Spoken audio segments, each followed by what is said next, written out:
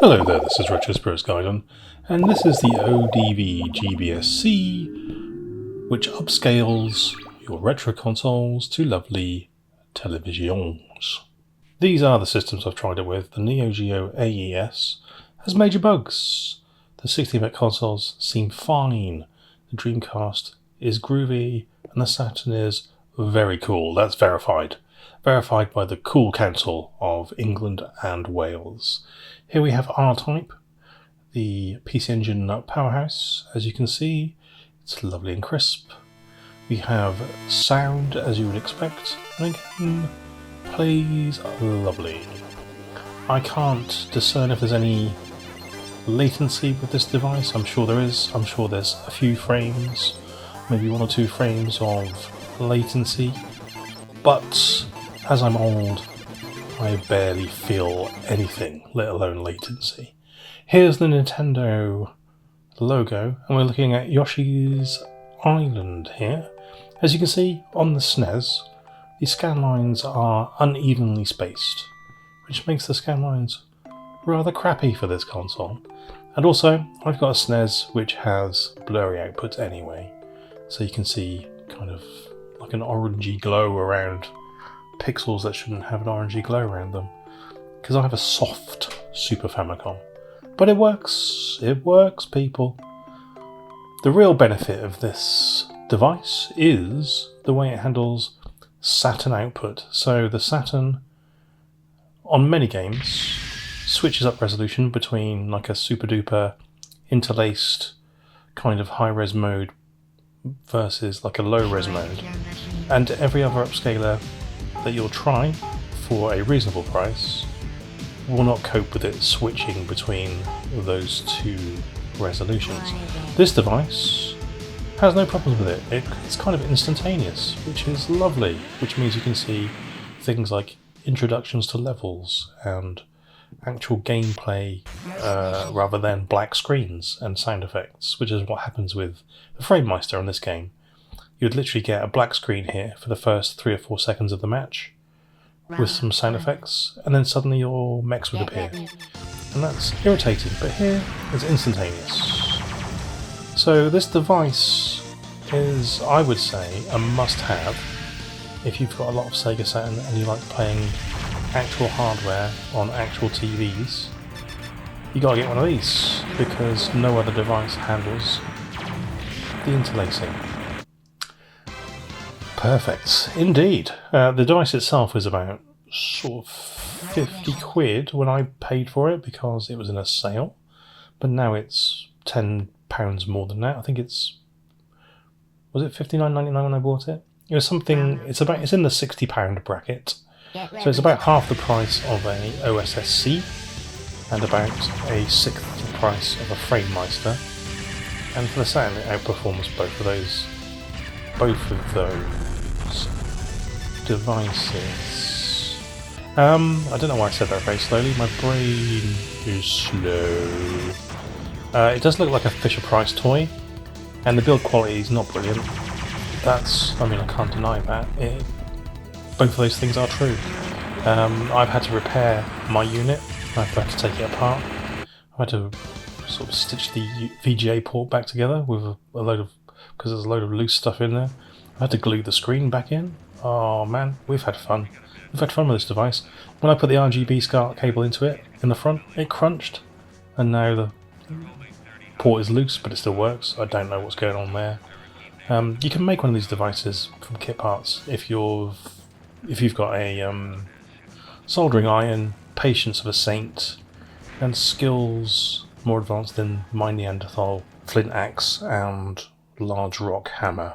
Die Hard Arcade has a lot of cutscenes in it, and on the FrameMeister you don't get to see any of them because it doesn't sync fast enough. But here, as you can see, we're getting all the lovely polygons and 2D effects we would like to see at high resolution. There we go. That cutscene never appears on the FrameMeister. So, if you care about such things, get one from Amazon. It's about 60 quid. I'm going to show the scan lines in a minute, and you can see the scan lines are evenly spaced for this console. sort of a 720p output, I believe, and that looks dandy. At the end of the video, it's just got a 2D game. I think we've got Vampire Hunter, just to show what that's like, because it's cool. So yeah, I do recommend this for Saturn. There's loads of things you can do in the firmware, like updating the firmware. There's like a screen tearing reduction option, but when you turn that on, it doesn't work very well with some of the other consoles. It's fine with the Saturn. There's a thing with presets in it, which after you update the firmware, no longer works. That's irritating. Confused me for the longest time. There's a few switches on the top of the console which are meaningless, but they're there anyway. This doesn't work on the FrameMeister. This section never loads in time. And generally, the device itself, if you get a dodgy one, is a bit of a ball ache because you have to fix it, but you do get a beautifully sharp Saturn screen to look at. And on my OSSC and my FrameMeister, this is very comparable. Like, the visuals are, in terms of sharpness, very comparable to those two things. So you're not missing out there necessarily. It's very hard to tell the difference between this and the FrameMeister, which is, like I said, 6 times the cost of this. So yeah, I kind of recommend it. And that's all I've got to say. So I'm gonna F off now, and you can watch more footage of Saturn games if you like. If not, go and find something else to do with your life. Alright then, ta-ra.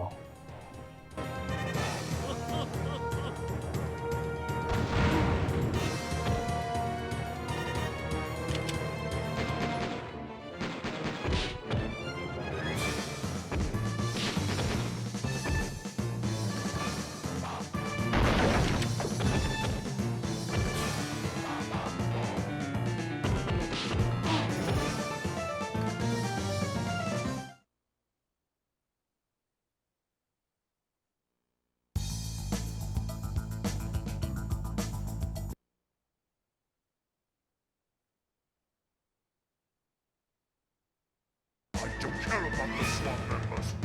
Where is the president's daughter?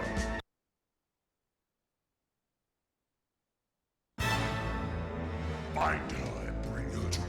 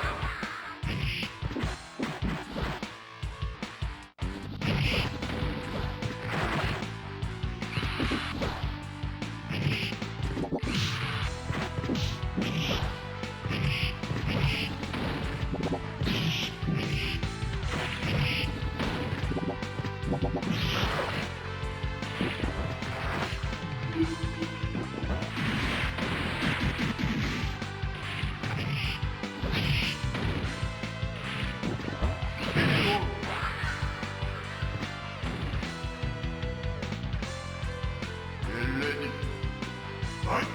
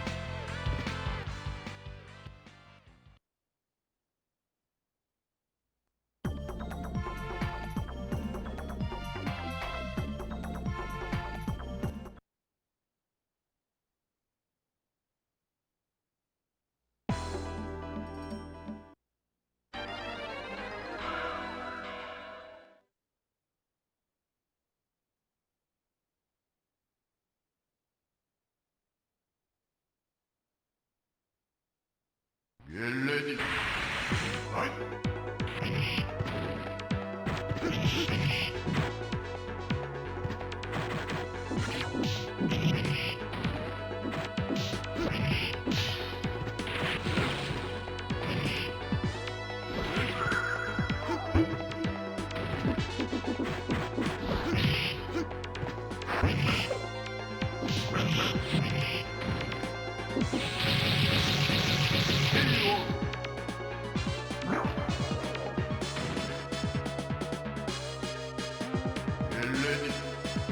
Fight.